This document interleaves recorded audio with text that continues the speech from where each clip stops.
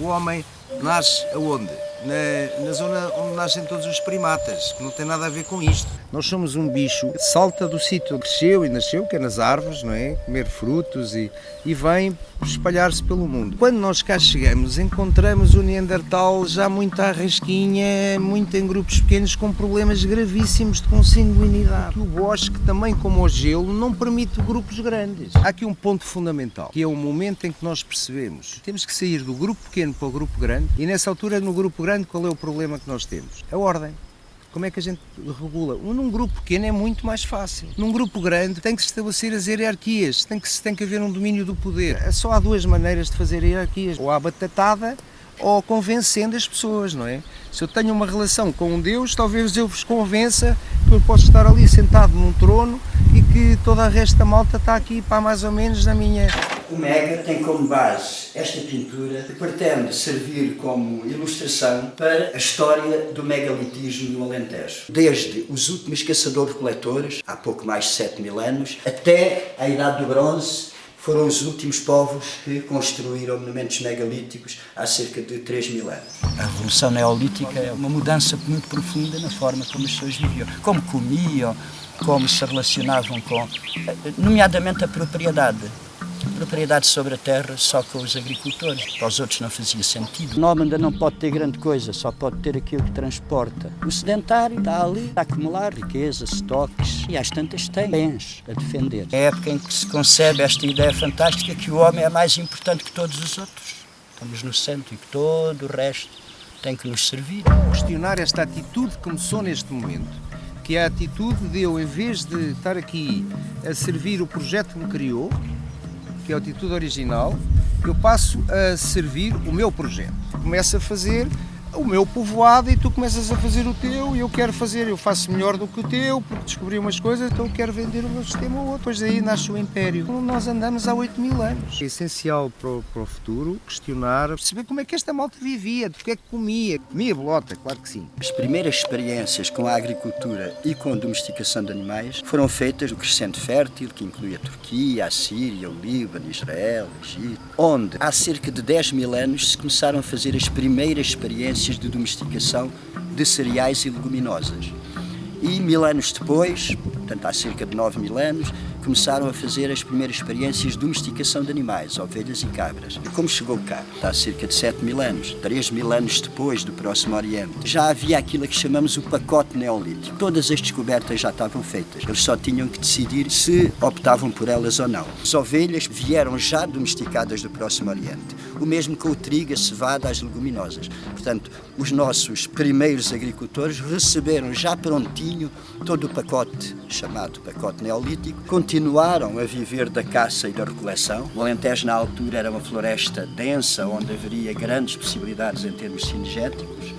Isto é uma réplica de uma aldeia neolítica baseada nos dados que nós obtivemos nas escavações do sítio arqueológico Freixo do Meio 1, correspondente aos primeiros agricultores e pastores no Alentejo Central. É uma plataforma cercada de afloramentos graníticos. Isto são os personagens da avó Concha. Quando ela era criança, ainda era caçador-recoletor, vivia junto ao estuário, comia marisco, a espiga. Foi ela que convenceu o marido a tornar-se agricultor. Este é o pastor, que era caçador noutros tempos. Os filhos, Boleto e a bolota. Pois a ovelha, que ao contrário do que dizem, que as ovelhas dão leite, dão a lã, ela diz, não dou não, têm que me roubar. Depois o lobo tem problemas psiquiátricos porque noutros tempos ele comia ovelhas, agora fez um acordo com o pastor e tem que as defender, isto é, a domesticação do cão. O javali, que é nosso concorrente a comer bolotas e que temos que, enfim, estabelecer relações de paz. O gaio, que é o pássaro que é semeador de montado.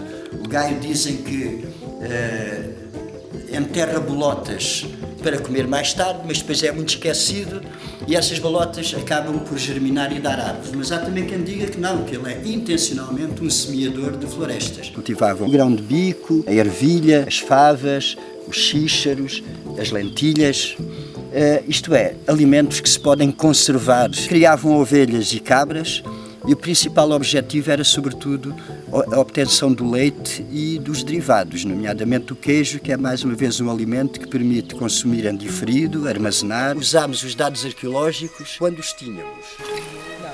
Um afiador de flechas, decorado, para ser aqui afiado. Isto foi usado como movente, cereais. parte ativa da mó. Um dos objetos novidade nesta época são as mós, são uma pedra, neste caso de granito, onde foi escavada uma depressão, e depois uma outra pedra, esta chamamos dormente, esta chamamos-lhe movente, que servia para farinar quer os cereais, quer, por exemplo, as bolotas.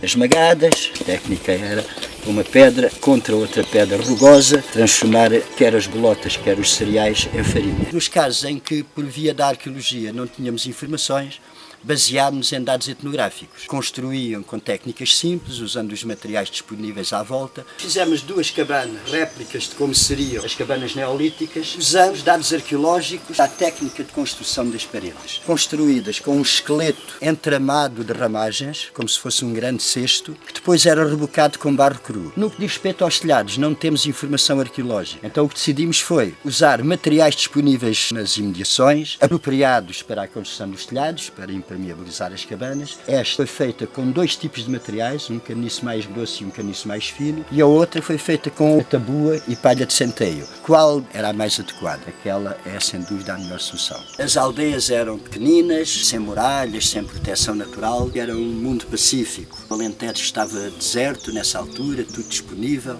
era pouca gente e, portanto, não conseguimos imaginar razões para haver conflitos. A vida do dia a dia decorria numa cozinha exterior como esta em que nos encontramos, em que se cozinhava, em que se fazia a cerâmica, se talhava a pedra. O chá de pedra polida tornou-se o símbolo da agricultura. Era preciso abrir clareiras, ou seja, reduzir a floresta. Temos uma foice, um dos elementos estruturantes do chamado pacote neolítico.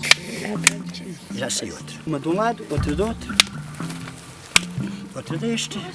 Estão a ver aqui o gume. A raspar madeira, as peles para serem curtidas tem que se lhe tirar a gordura de dentro. Outra das grandes invenções desta época, a cerâmica, é a primeira tecnologia que nos permitiu fazer materiais que não existem na natureza, apesar de muito simples, barro, água, ar e fogo, os 4 elementos. Foi a primeira vez que se conseguiu produzir um material que não existe na natureza. Permitiu mudar a nossa alimentação. Pela primeira vez, levar ao fogo líquidos. Passados 2000 anos desta primeira instalação, havia mais gente no Alentejo do que em qualquer época até hoje. Começaram os conflitos.